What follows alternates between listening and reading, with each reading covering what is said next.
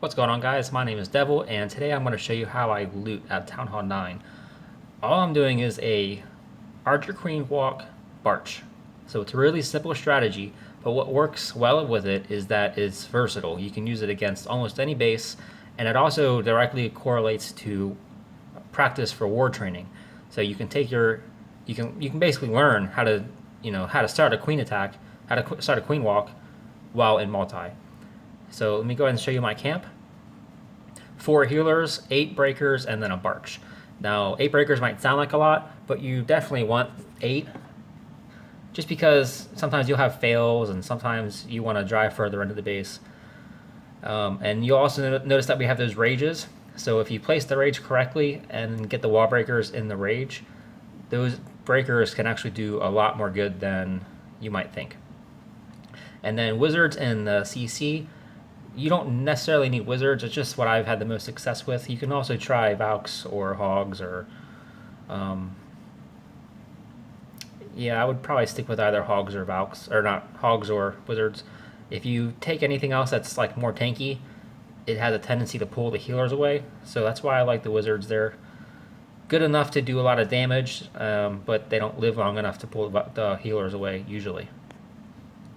And then we've also got 4 rages and poisons.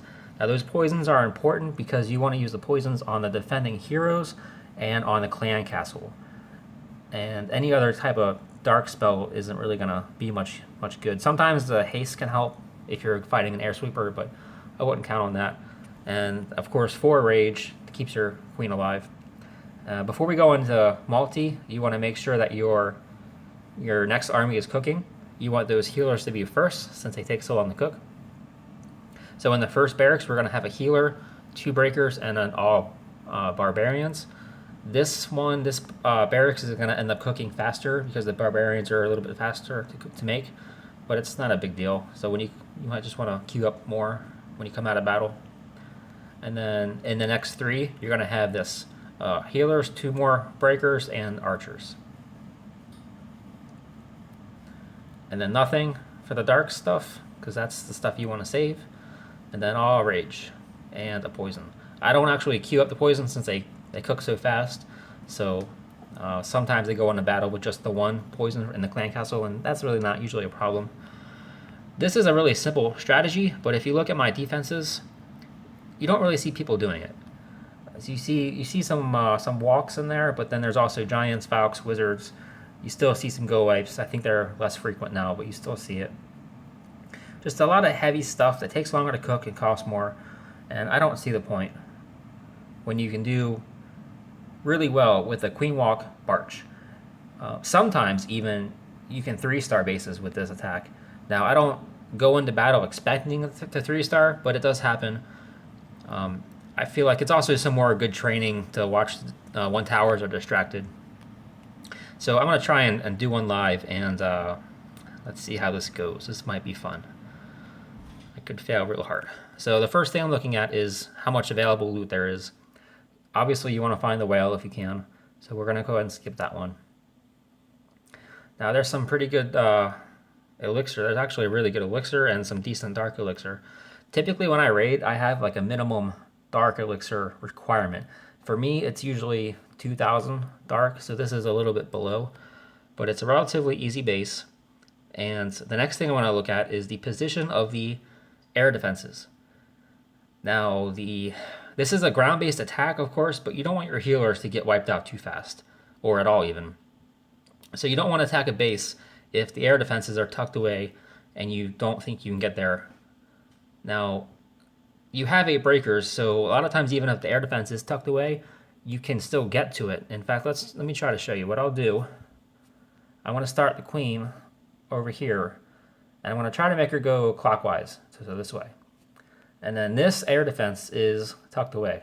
So before the archer queen gets past this point, I'm going to have to break with this wall right here so that the archer queen can target that. So what I'll do first, I'll go ahead and start the cutoff, and then we'll start the queen up here. All right, the queen's going, and I'm going to try to funnel her, and I can use as many stuff as I want building this funnel. It doesn't matter. What matters is that the queen goes clockwise. All right, so now we're also looking at the health of the queen. We're making sure she doesn't die. And we're also looking for distracted towers, trying to... Let's go ahead and heal her up. Okay, she's still safe. Let's go ahead and put her in poison. Oh, too late. Whatever. So you're also going to look for distracted towers. When a tower starts shooting at your queen, you want to sprinkle in your Barch in a way that the... Uh-oh, that's trouble. I think it'll be okay. Okay, here we go. Alright, now there was a Valk in the CC. When there is a Valk in the CC, you almost have to pop the ability, because they are just too strong and too fast. So at this point, we got some more distracted Archer Tower, so let's send some stuff this way. Because that Archer Tower is... Well, I thought she was shooting the queen, I guess not. So let's go ahead and put the wizards in. Now notice the wizards are funneled inside the core. They're going to go in this rage. Let's go ahead and put some raged up wall breakers in there. And let's try it one more time. So this base is all kinds of opened up right now. And one expo is gone. And getting those expos is actually pretty important because they fire so fast. It's the 4 healers just can't keep up with 2 expos, especially if another point defense is there.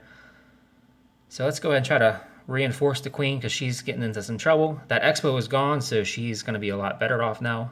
Now we've only got 33 seconds left and we have not got our target yet. So let's try to start sprinkling some other stuff in there.